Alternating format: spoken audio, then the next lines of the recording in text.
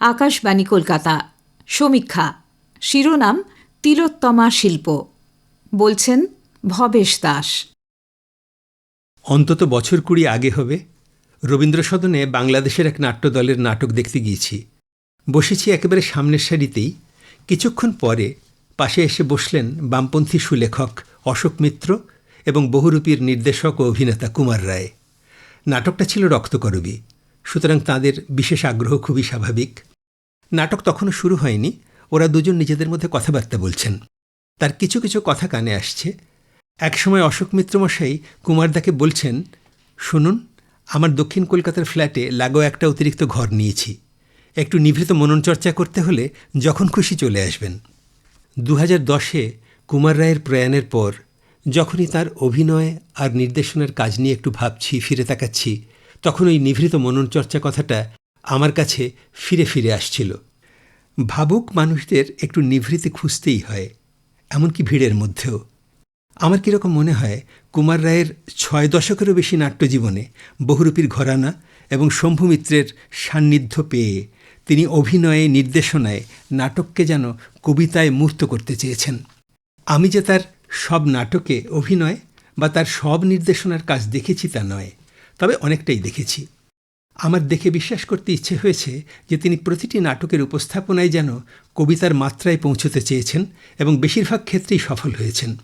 এমনকি বলতে চাইব এ কথাও, কুমার রায় নির্দেশিত যে নাটকগুলি তুলনায় কম অভিনীত হয়েছে, যেমন নিন্দাপঙ্কে, শ্যামা, আকবর বীরবল, দীপদণ্ড, এইসব নাটকের বাঁধনের মধ্যেও তিনি ওই কবিতার সন্ধানী। তাই কোথাও মনে হয়েছে নিতান্তই দর্শকের করতালিমুখর প্রযোজনার ঝোঁকে তিনি কবিতাকে বিসর্জন দিতে চাননি।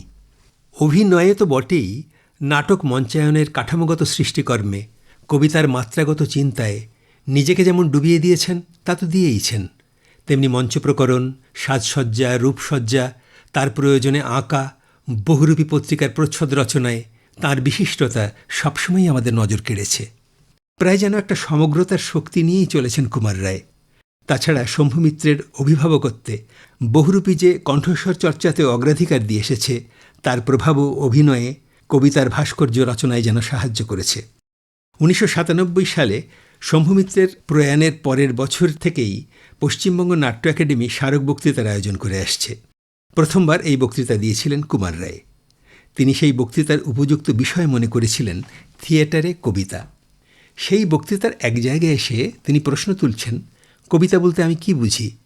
থিয়েটার করতে গিয়ে কবিতাকে বুঝে নিতে চেয়েছি যেমন কিছুটা ছবি, কিছুটা ভাস্কর্য, একটু সঙ্গীত, রং, রেখা ও ধ্বনির সন্নিপাতে যা কিছু সৃজিত হয় তাই তো কবিতা, যা অর্থ প্রকাশ করে, যা ছন্দ এনে দেয় বোধের মধ্যে।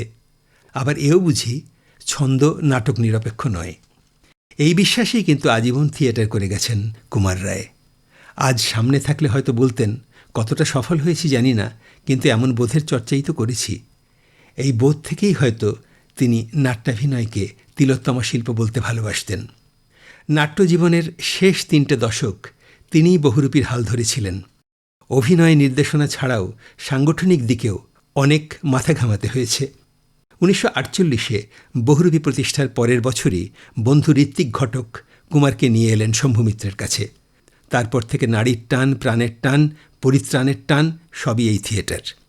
পথিক ছেঁড়াতার থেকে শুরু করে পুতুল খেলা, রক্তকরবী, বিসর্জন, রাজা হয়ে, পরে তাঁরই নির্দেশনায় রাজদর্শন, গালিলেও, মৃচ্ছকটিক সহ বহু নাটকে তিনি যে অভিনয় করেছেন, তা কি কবিতার চেয়ে কিছু কম? থিয়েটারের জন্য অনেক আকর্ষণই ছাড়তে হয়। বেশ কিছু ছবিতে তিনি অভিনয়ও করেছেন ঠিকই। মৃণাল সেন তাকে আকালের সন্ধানে ছবিতে একটি চরিত্রে চেয়েছিলেন। প্রস্তাব শুনে কুমার রায় বলেন, খুবই চ্যালেঞ্জিং রোল, লোভ হচ্ছে, কিন্তু পারব না।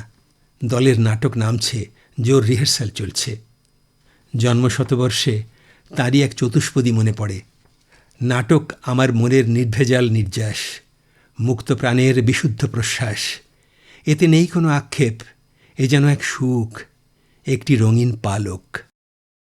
সমীক্ষা শেষ হল। বললেন ভবেশ দাস।